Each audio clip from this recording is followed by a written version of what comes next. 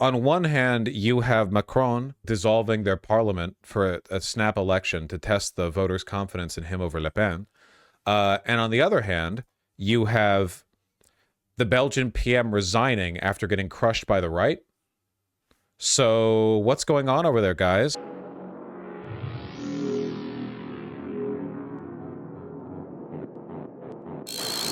What's going on over there? The Belgian Prime Minister has formally tendered his resignation following a visit to the King after his Flemish Liberals and Democracy Party suffered heavy defeats in Sunday's general election. What's going on over here, man? They have a king. Every European country has a king. A new government is likely to coalesce around the right-wing New Flemish Alliance, which beat its arch-rival, the far-right Vlaams Belang, in second place in this key Dutch-speaking Flanders region, where it had been predicted to top the polls. Okay. For us, it's a particularly difficult evening. We lost. As of tomorrow, I will resign as Prime Minister. Man, you know, with liberals this driven, I gotta say, I'm really surprised the Conservatives won. Next year, there are German elections, and I'm kind of scared. Oh, you're not looking forward to the content? For every single person who used to be a part of the fucking GDR voting for AFD? You underestimate the power of European racism? No, I don't. I talk about it pretty consistently, actually. Jesus. Belgian Prime Minister Alexander de Croo has suffered a crushing defeat in the country's general elections, with his liberal Open VLD party managing less than 7% of the vote. Wij liberalen, wij zijn strijdvaardig. En we zijn weerbaar. En ik ben ervan overtuigd, wij zullen er opnieuw staan. Ik heb de voorbije weken ongelooflijk veel jong talent gezien. Fake language. En ik ben op dat gebied bijzonder hate his collar too. God damn. Despite polls predicting that the far-right anti-immigration Vlaams Belang party would become the main political force. Yeah, this is the good news over there in Belgium. It's that the regular right and not the far right ended up prevailing. Genuinely, like, incredibly embarrassing. Look at how little this guy has done. I look up this guy's Wikipedia page. Political views and ideology. Like the majority of party leaders in Belgium, he's in favor of greater limits on the political power of the Belgian monarch. That is it. That's it. Literally, the entirety of his political views and ideology section is he believes this thing that basically everyone else believes in his country. Cool. Like, what are your politics, man? What do you believe in? You're the PM. You've been PM for 4 years. Of course, you won't find anything in the English article. I feel like if this guy had done anything meaningful, then he would have, like, something of note, perhaps. Like, I don't need to go to German Wikipedia to find interesting stuff about Germany. Belgium is the smallest country. Okay, fine. All right, what's your language? Flemish? Are we Flemish enjoyers? What language? Dutch? The waffle one? French? Dutch and French. Okay. Okay, there's more in French. French, we're translating to English. Exercise of power. COVID-19. Tax deduction to companies' electric vehicles. Extend 2 nuclear reactors. Adopted a law to make the labor market more flexible. Employees will have the possibility, provided their company agrees, to move to a 4-day work week. Wait, what? Employees will have the possibility, provided their company agrees, to move to a 4-day work week. Provided their company agrees. Why do you need a law for that? The problem is the company agreeing. I'm sorry, did the state prevent companies from having a 4-day work week before? Like, wait, this is literally the government saying, yeah, if your company wants to give you a 4-day work week, then they can? I didn't know the law prevented that beforehand. In return, their working days will be extended for a duration of 9.5 hours. The law also makes working hours between 8 p.m. and midnight more flexible, which will no longer be considered as night work and will not give rise to any compensation. Oh, great. The government is now making it legal to have a 4-day work week. Also, you no longer are legally given higher compensation for working from 8 p.m. to midnight. Cool, thank you.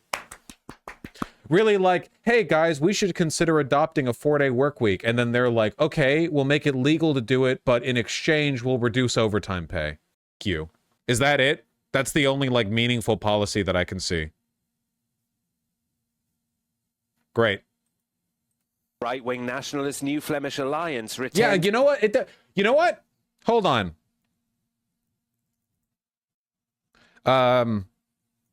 Flemish elections. Let's take a look at the far right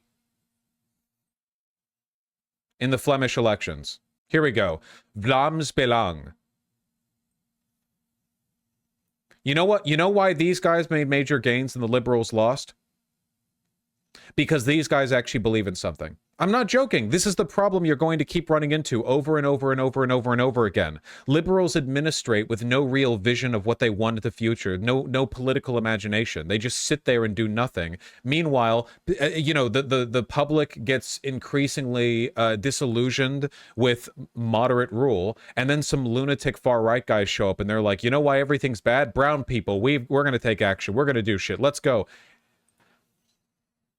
And that makes the difference. Low information voters are as much of a problem in Europe as they are in America. This is true. I mean, it's just like the Democrats are a do-nothing party, and I feel like the Democrats are still a lot more active in their policy making and in their rhetoric than a lot of liberal parties in Europe. It's crazy. Anyway, these are the far-right nationalists. Though they self-describe as center-right, of course. Belgium has compulsory voting. It's probably good. The direct predecessor of the Vlaams Belang was the Vlaams Blok. Okay. Cool, cool, cool. Ideology. Flemish nationalism. They want Dutch to be the only official language. Anti-immigration. Repatriation of immigrants who reject, deny, or combat Flemish culture, as well as certain European values, including freedom of expression and equality between men and women. Oh, I'm sure they're very committed to that position. Great replacement theory. The Dutch thing is huge because half the country speaks French. Anti-Islam. Pro-Israel. Okay, well, these guys can't be super duper far right if they're pro-Israel, right? Anti-same-sex marriage. I mean, at least these guys have some kind of plan.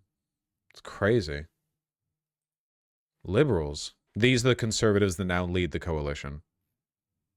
And they claim to be center-right. They've got a big old Wikipedia page. A big old Wikipedia page. Look at that. Look at that. They're pro-EU. Pro-green energy. What even makes them conservative? Tell me. More strict immigration policies. Okay. Integration contract for immigrants to learn Dutch. Undergo a values and social skills test before receiving Belgian citizenship. Critical of multiculturalism. It's all immigration. It's all immigration. That's the whole. It's the only thing anyone cares about over there, man. The party has generally been supportive of LGBT rights. Yeah, it's literally just immigration. It even said the far-right party had recently dropped their campaign against gay marriage. It's like, yeah, it's all Islam. It's all that shit. That's all. That's all. They're also free market economic liberals. Well, let them have fun. First place with an expected 22%. Vlaams Belang came in second, taking 17.5% of the vote. But it's important nowadays to give Flanders... So this is Vlaams Belang, this is the far right. This guy's suit looks like absolute horrendous dog shit. Oh my god. It looks like it's wet. It looks like somebody soaked him with a hose before he came in here. Is that even a sport jacket? Wearing a navy suit top with mid-wash jeans in the bottom, white button-up, no tie. Insane. Genuinely psycho shit. I no respect for this guy. Listen, okay? The National Socialism, at least it's an ethos. I will excuse it. The terrible drip, I will not.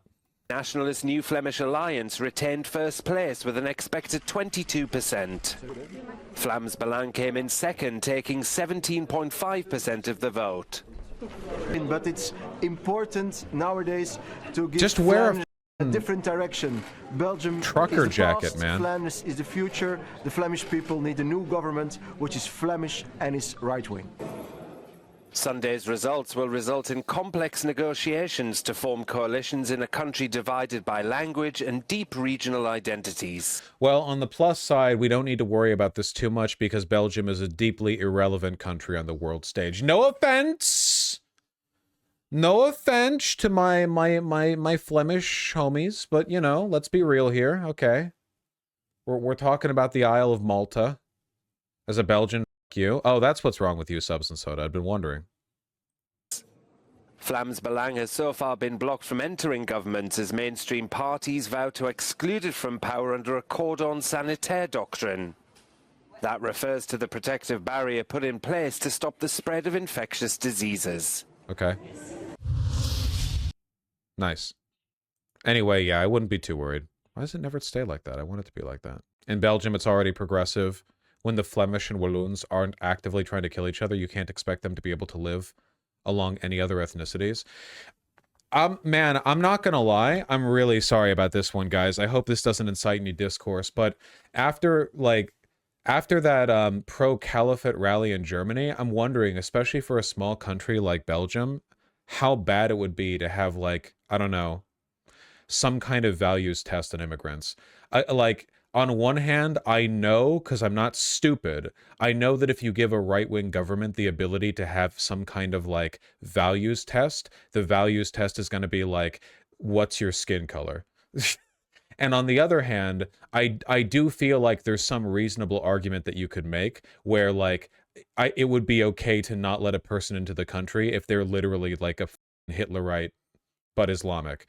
I don't think Belgium is, like, meaningfully suffering from this in any actual capacity. It's like an overblown issue. It does make me wonder what you're supposed to do, though, in the immediate sense when it comes to, like, I don't know, not necessarily security threats, but remember what I said? Protecting your culture as it exists is pussy cuckold shit. Protecting, like, some good values in your culture is, however, worthwhile. The main issue, honestly, is that if you had a value test like that, it would never be applied equally. It would never be applied equally, right? Because it's like, okay, we only want people immigrating if they believe in very basic, like, Western values, like freedom of speech and equality and blah, blah, blah, okay? And then it's like, and then, like, this blocks like half of Islamic migrants, and then a bunch of white Hitlerites come in. A bunch of AFD dudes are like, yeah, we don't believe in any of that, and they just come right in because, like, in practice, you know, this shit always just ends up being like a race check, right? It's like the fucking literacy poll testing, or poll tests, or no, yeah, where they're like, you know, grandfathering in the white people. Yeah, so don't do it. Yeah, I don't think there's a good way to do. Well, there might be a good way to do it. I don't think a right-wing government could ever do the good way to do it, you know? Because they just want to make a race thing. So you think an Islamic Christian ban is a good thing if done correctly? When the fuck did I say that?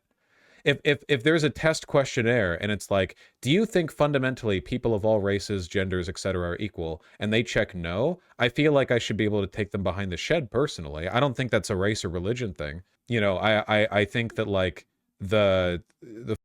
sorry, take them behind the shed and jerk them off because they're so based. You know, I don't, like, it's just that there's no practical way to do this is the thing, you know? There's no practical way to actually make this happen, which is the problem. And then you would have to deport the people in your country who don't agree with it. Because it'd be inconsistent to just say, oh yeah, immigrants need to pass this threshold, but native-born citizens can be whatever. It's like, well, wait, that doesn't make any sense. If we oppose these values strongly enough that we'd prevent people from entering the country based on them having them, we would have to deport people for having them too, you know? So yeah, there's no way to do it. I guess what I'm really saying is that I just don't like the idea of a caliphate. It's my main point, I guess. Pardon my Euro racism. Immigration test, but it's actually just being able to shoot like a 3-pointer. Like you get 5 tries. What about that one? No, because then white people wouldn't be allowed in. It'd be racially biased.